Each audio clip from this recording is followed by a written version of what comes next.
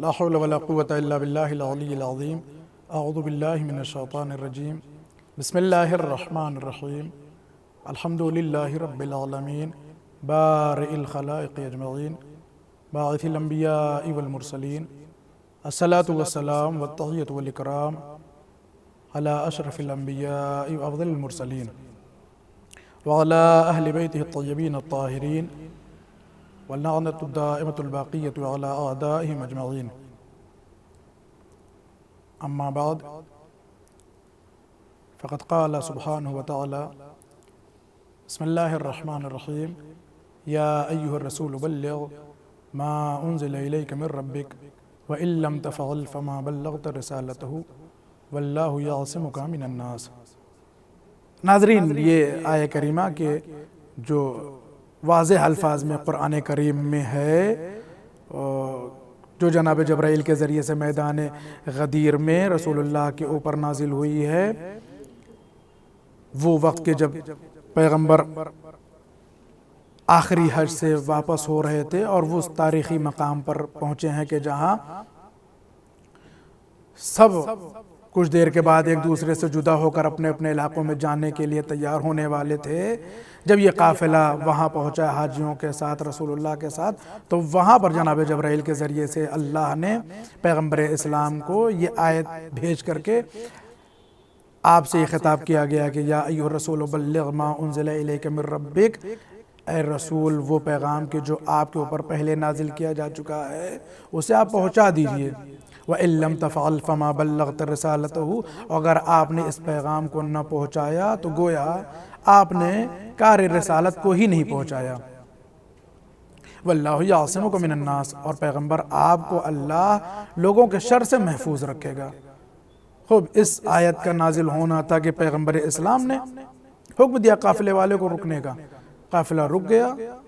یہ ساری تفصیلات آپ کے نگاہوں کے سامنے. پیغمبر نے قافلے کو رکنے کو حکم دیا، قافلہ روکا گیا. پیغمبر نے اونٹوں کے کجاووں کا منبر بنایا اور اس پر جا کر ایک مفصل خطبہ اپنے ارشاد فرمایا، اس میں حمد الہی اور جو ہے وہ اپنی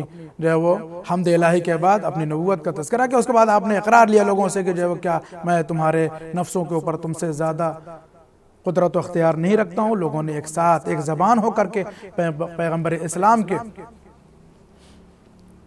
اس سوال کے جواب میں ارشاد فرمانی بے شک آپ جو ہے وہ ہمارے نفوس پر ہم سے زیادہ قادر ہیں. سب نے اس بات کا اعتراف کیا. اور اس کے بعد پھر پیغمبر نے یہ دریافت کیا کیا میں تم سب کا مولا نہیں ہوں، تم سب کا حاکم نہیں ہوں. سب نے اس بات کا اقرار کیا. اس کے بعد پیغمبر نے فرمایا من کنت مولاه فهذا علی مولا، بس جس کا میں مولا ہوں اس کے یہ علی مولا ہیں. یہ تاریخی مقام، تاریخی بیان جہاں امیر المومنین کی ولایت کا اعلان ہوا. پیغمبر نے اس اعلان کو 1,00,000 سے زائد حاجیوں کے درمیان ارشاد فرمایا ہے. خود اس پیغام کی، اس واقعے کی حیثیت اور اہمیت اور فضیلت اسی بات سے ثابت ہے کہ پیغمبر نے کسی بھی پیغام کو اتنے بڑے مجمع کے درمیان نہیں پہنچایا جتنے بڑے مجمع کے درمیان اس ولایت کے پیغام کو پہنچا رہے ہیں. ولایت امیر المومنین کے پیغام کو پیغمبر نے اتنے کثیر مجمع کے درمیان، کثیر تعداد اور ایسے جو ہے وہ مخاطبین، ایسا مجمع کے جو ابھی تازہ حج کر کے آیا ہے جو پیغمبر کے ساتھ ہے، اور یہ پیغمبر کا آخری حج بھی ہے. اس عنوان سے یہ واقعہ اور زیادہ بافضیلت ہو جاتا ہے کہ پیغمبر نے اپنے آخری حج کی واپسی پر اتنے بڑے کثیر مجمع میں پیغمبر نے اللہ کے حکم کی بنا پر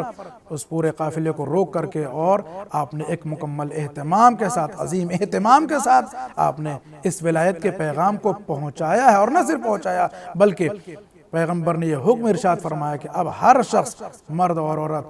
ہر کوئی علی کے ہاتھ پر بیعت کرے گا کہ وہ سب کے کیا ہیں، مولا اور آقا ہیں. لہذا یہ اہتمام ہوا. اور اس کے بعد جو ہے وہ پیغمبر اسلام کے حکم کی بنا پر سارے حاجیوں نے، پیغمبر اسلام کے حکم کی بنا پر سارے حاجیوں نے مولا امیر المومنین کو مبارکباد دی کہ یا علی مبارک ہو، آج آپ سارے مومنین اور مومنات کے مولا قرار پائے. اور اس کے بعد بیعت کا سلسلہ شروع ہوا. لوگوں نے امام کے ہاتھوں پر بیعت کی. اور جو ہے وہ خواتین کی جو جن کو بیعت کا حکم دیا گیا تھا ان کو جو ہے وہ پردے کے اہتمام کے ساتھ جو ہے وہ بیعت کا حکم ہوا، انہوں نے پردے کے رعایت کے ساتھ ساتھ دست مولا امیر المؤمنین پر بیعت کی، اور سب نے اقرار کیا کہ یا علی آپ ہمارے آقا اور مولا قرار پائے۔ اس واقعہ غدیر کی حیثیت اور اہمیت پیغمبر اسلام نے اس موقع کے بعد بھی واقعہ غدیر کی اہمیت اور افادت متعدد مقامات عنوان سے زور دیا ہے، اور اس کے بعد اس واقعے کی اہمیت اور افادیت ہمارے ائمہ معصومین نے بھی متعدد ادوار میں متعدد مقامات پر ارشاد فرمائی ہے۔ بہت سارے ایسی روایتیں موجود ہیں کہ جو عید سعید غدیر خم کی افادیت اور اہمیت و فضیلت کو بیان کرتی ہیں۔ مثلا امام حسن کے زمانے سے لے کر کے اور موجودہ امام کے دور تک ہر امام نے متعدد عنوان سے اس عید کا اہتمام کیا ہے، اور لوگوں کو بھی یہ تاکید کی ہے کہ اس عید کا اہتمام کرتے رہیں۔ ناظرین کرام، مذہب اسلام میں متعدد عیدیں اور اعیاد ہیں، اور ہر عید کا اپنا ایک الگ مرتبہ ہے اور اس کی الگ اپنی فضیلت ہے، لیکن جملہ اعیاد میں فرمودات معصومین علیہم السلام کی بنا پر عید غدیر کو عید اکبر یعنی سب سے بڑی عید کے عنوان سے یاد کیا گیا ہے۔ عید غدیر صرف نہ یہ کہ وہ ایک عید ہے، بلکہ اللہ کی طرف سے ذات پیغمبر اسلام کے لیے بھی ایک بہترین ہدیہ ہے، اور ان کی امت والوں کے لیے بھی بہترین ہدیہ ہے۔ غدیر کی اپنی ایک الگ فضیلت ہے، اور غدیر عالم اسلام میں ان تمام عیدوں سے کہ جن کا ذکر ہو چکا ہے، متعدد کتابوں میں بھی ہے اور متعدد عنوان سے، ان ساری عیدوں میں سب سے بافضیلت اور با اہمیت عید کا نام ہے عید غدیر۔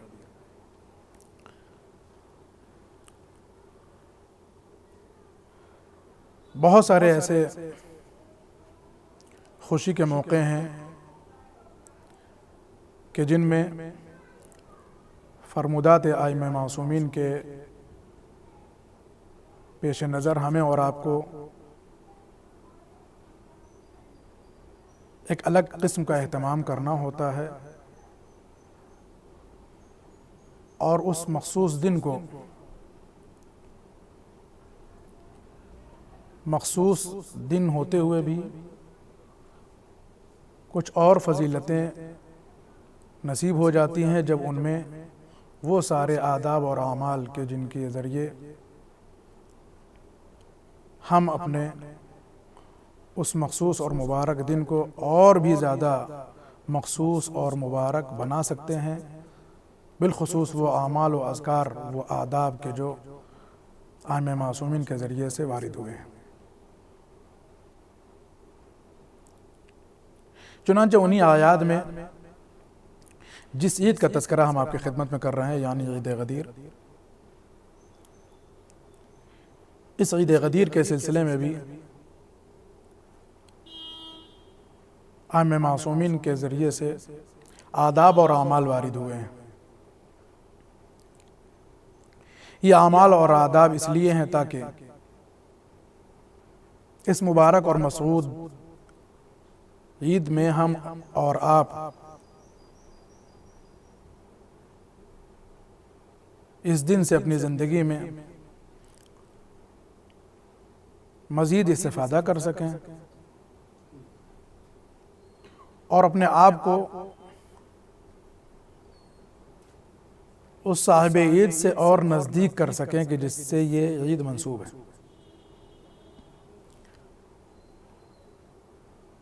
چنانچہ جو اعمال اور آداب وارد ہوئے ہیں کتابوں میں، بالخصوص عید سعید غدیر کے لیے، جن میں پہلا عمل ہے غسل کرنا، جو استحباب کی نیت سے ہوگا۔ اور ابھی سلسلے میں متعدد اور گفتگو متعدد مقامات پر ہے کہ اس غسل کی کیا اہمیت ہے، اس کے بعد آپ جو ہے وہ مثلا وضو کی ضرورت ہے یا نہیں ہے، اور یہ ساری باتیں جو متعدد کتابوں موجود ہیں۔ چنانچہ صرف مجھے وہ شمار کرانا ہے، وہ سارے اعمال آپ کی خدمت میں پیش کرنے کے جو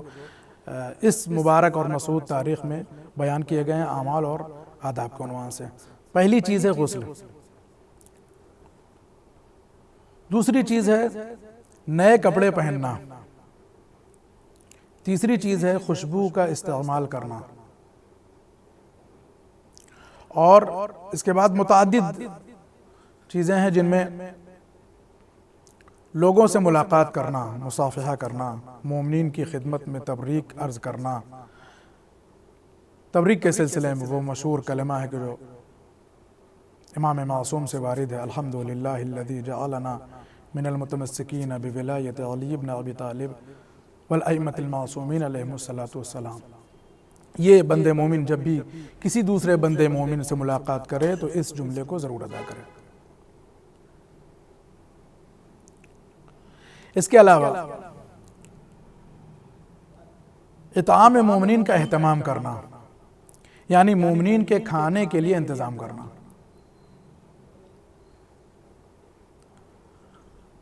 اس سلسلے میں خود مولا امیر المؤمنین کے زمانے سے ہی اہتمام ہوتا رہا ہے اس روز عید۔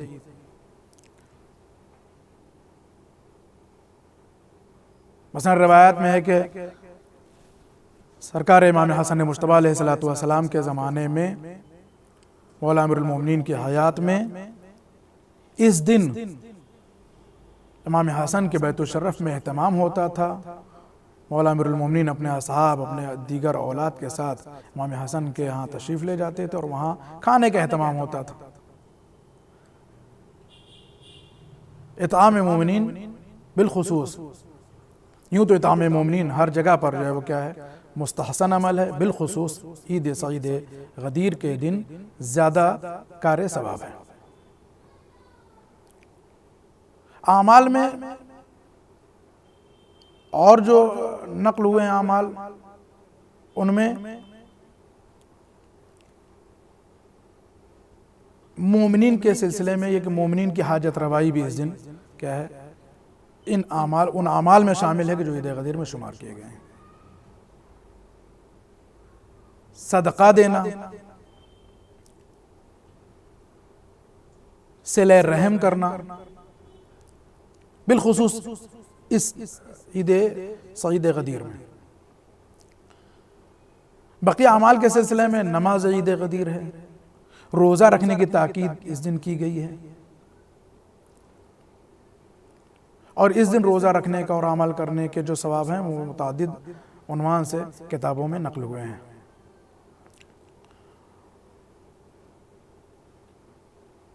اور سب سے اہم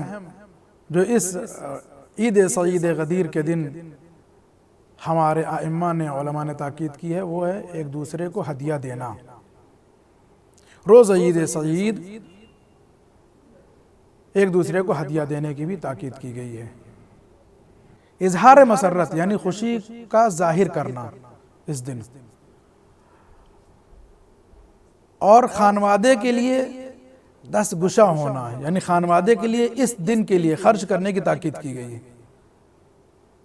روز عید سعید غدیر خانوادے کے لیے نئی چیزیں خریدنا، ان کے لیے خرچ کرنا، ان کے لیے اچھے غذا کا اہتمام کرنے کے لیے تاکید کی گئی ہے۔ اور اس دن آخر میں جو سب سے بہترین عمل ہے وہ یہ کہ صیغ اخوت اور آپس میں بھائی چارگی کے لیے کیا ہے صیغ اخوت کو جاری کرنا اور پڑھنا، ایک دوسرے کے لیے برادر مومن کے عنوان سے ایک دوسرے کو کیا ہے قبول کرنا، اور اس بیعت کا تجدد، اس بیعت کو کیا ہے دوبارہ کرنا کہ جو امیر المومنین کے دست مبارک کے اوپر رسول اللہ کے حکم کی بنا پر میدان غدیر میں انجام دی گئی تھی۔ ہم قلبی طور پر اپنے امام سے بیعت کا تجدد کریں کہ دوبارہ ہم اس دن اپنے امام کی بیعت کر رہے ہیں، گویا میدان غدیر میں جس طرح سے لوگوں نے امام کے دست اقدس کے اوپر بیعت کی تھی اسی طریقے سے ہم اس دن اپنے امام کی بارگاہ میں تجدید بیعت کریں کہ ہم آپ کی امامت اور ولایت کو قبول کرتے ہیں تا مثلا جو ہے وہ آئندہ برس، تاکہ ہم اسی ولایت پر تا آئندہ برس برقرار رہیں۔ ناظرین، ہم وہ سارے اعمال کی جو آپ کی خدمت میں نقل کیے ہیں